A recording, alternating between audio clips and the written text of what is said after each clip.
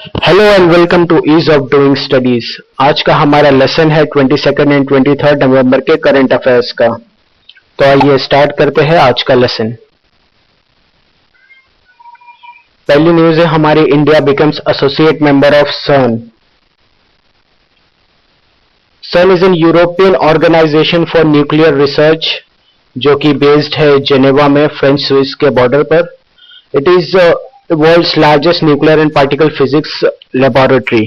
इनका एक एक्सपेरिमेंट है जिसे लार्ज हैड्रॉन कोलाइडर कहा जाता है, उसमें इंडिया ने एक सिग्निफिकेंट कंट्रीब्यूशन किया है।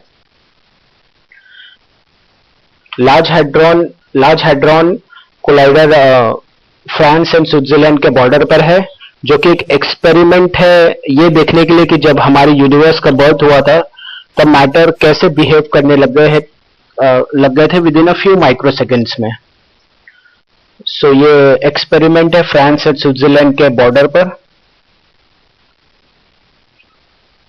अगली न्यूज है हमारी, India ranks 20th on the climate change performance index. कभी भी कोई इंडेक्स का नाम आता है तो हमारे लिए ये इंपॉर्टेंट हो जाता है कि ये इंडेक्स रिलीज कौन करता है। क्वेश्चंस ये पूछे जाते हैं कि this index is released by which organisation. So climate change performance index release करता है ग्रीन वॉच, जो कि एक इंडिपेंडेंट जर्मन एनजीओ है, और दूसरी ऑर्गेनाइजेशन है जिसका नाम है climate action network Europe. Basically एक इंस्ट्रूमेंट डिजाइन किया गया है ताकि इंटरनेशनल क्लाइमेट पॉलिटिक्स में ट्रांसपेरेंसी लाया जाए। और इसमें जो वर्ल्ड के लार्जेस्ट 2 एमिटर्स है यूएसए और चाइना, वो भी 43rd और 48th रैंक करते हैं। इससे ये पता चलता है कि इंडिया बहुत ही अच्छी है रिन्यूएबल्स एंड एनर्जी एफिशिएंसी में।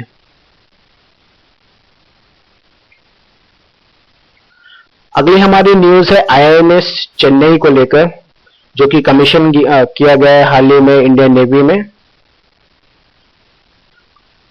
अब ये इंपॉर्टेंट क्यों है इतनी INS Chennai? Because it is the largest ever warship to be build in India, which is built at the Majgaon Dock Ship Builders Limited, which is situated in Powai under the Strategic Project 15A। और ये third and last Kolkata class guided missile destroyer की INS है ये। अभी project 15A क्या है? Basically project 15A है stealth class guided missile destroyers बनाने का एक प्रोजेक्ट है ये इंडियन नेवी के लिए, जिसमें पहली जो आईएनएस कोलकाता कमीशन की गई थी 2014 में, सेकंड शिप थी हमारी आईएनएस कोची जो कि कमीशन की गई थी 2015 में, और आईएनएस चेन्नई हमारी थर्ड एंड लास्ट शिप है इस प्रोजेक्ट के अंडर में। नेक्स्ट न्यूज है, India longest expressway Agra Lucknow inaugurate किया गया उत्तर प्रदेश में। ये एक 6 लेन की ग्रीनफील्ड एक्सप्रेस वे है जिसका लेंथ 302 किलोमीटर का है। और इस एक्सप्रेस वे की वजह से जो जर्नी टाइम था आगरा और लखनऊ के बीच में, वो सीधा हाफ हो गया है। पहले 7 आवर्स लगते थे, अब 3.5 आवर्स लगेंगे। इस एक्सप्रेस वे की एक खास बात यह है कि इसमें 2 किलोमीटर का एक डेडिकेटेड स्ट्रेच बनाया गया है स्पेशली फाइटर जेट्स के लिए, जो कि लैंड और टेक ऑफ कर सकते हैं वॉर लाइक इमरजेंसीज में। जैसे कि अभी ओपनिंग सेरेमनी में 3 मिराज एंड 3 सुकोइस ने लैंडिंग की थी, जो कि हमारे वॉर लाइक इमरजेंसीज में बहुत काम आ सकता है हमें। अगली न्यूज है, India's wealth rises and also disparity. ये क्रेडिट स्विस बोल रहा है। क्रेडिट स्विस एक स्विट्जरलैंड की ऑर्गेनाइजेशन है। क्रेडिट स्विस एक रिपोर्ट पब्लिश करता है जिसका नाम है ग्लोबल वेल्थ रिपोर्ट। अब ग्लोबल वेल्थ रिपोर्ट ये बता रहा है कि इंडिया में वेल्थ तो बढ़ा है बट डिस्पैरिटी भी बढ़ी है रिच एंड पुअर के बीच में। और इंडिया में मोस्टली 86% जो वेल्थ है वो प्रॉपर्टी और रियल एस्टेट में है। प्रवासी भारतीय दिवस हमारे लिए इंपॉर्टेंट है आज के न्यूज के लिए, क्योंकि इसका जो इनके जो चीफ गेस्ट है वो डिसाइड हुआ है आज।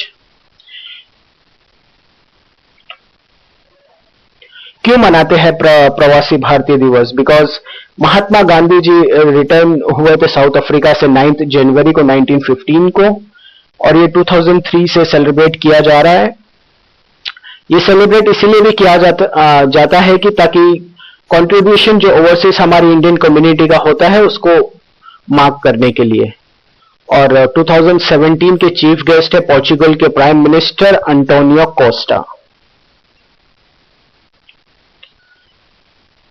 एक और गवर्नमेंट की स्कीम है हमारी housing for all scheme in rural areas. इसका मकसद ये है कि पक्का हाउस हर एक रूरल हाउस होल्ड को मिले बाय 2022। इस स्कीम को प्रधानमंत्री आवास योजना ग्रामीण भी कहा जाता है। इसका पहला मकसद है, पहला टारगेट है कि 1 करोड़ हाउसेस बिल्ड कर दी जाए मार्च 2019 तक। और इसमें प्रोविजंस की बात की जाए तो बैंक लोन भी है 70,000 रुपीज का। और इसके बेनिफिशियरीज कैसे सिलेक्ट किए जाएंगे? इसके बेनिफिशियरी सिलेक्ट किए जाएंगे सोशियो इकोनॉमिक सेंसस 2011 के डेटा से।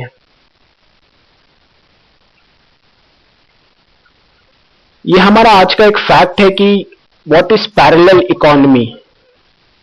अभी फिलहाल में ये वर्ड बहुत न्यूज में चल रहा है, डिमोनेटाइजेशन जो 500 and 1000 नोट्स का हुआ है उस वजह से। सो क्या है पैरेलल इकोनॉमी, किसे बोलते हैं? बेसिकली ये ब्लैक मनी इकोनॉमी होती है, जो अनअकाउंटेड मनी भी कहा जा सकता है जिसे। ये ट्रांजैक्शंस गवर्नमेंट से हिडन होते हैं, जो कि अनरिकॉर्डेड होते हैं, ऑब्वियसली फिर अनटैक्स्ड होते हैं। सो एक पैरेलल इकोनॉमी चलती है टैक्स्ड अमाउंट की और एक अनटैक्स्ड मनी की, तो इसे कहा जाता है पैरेलल इकोनॉमी। आज का हमारा करंट अफेयर्स का लेसन यहीं पर खत्म होता है। होप आपने एंजॉय किया होगा और काफी अच्छी आपको जानकारी प्राप्त हुई होगी।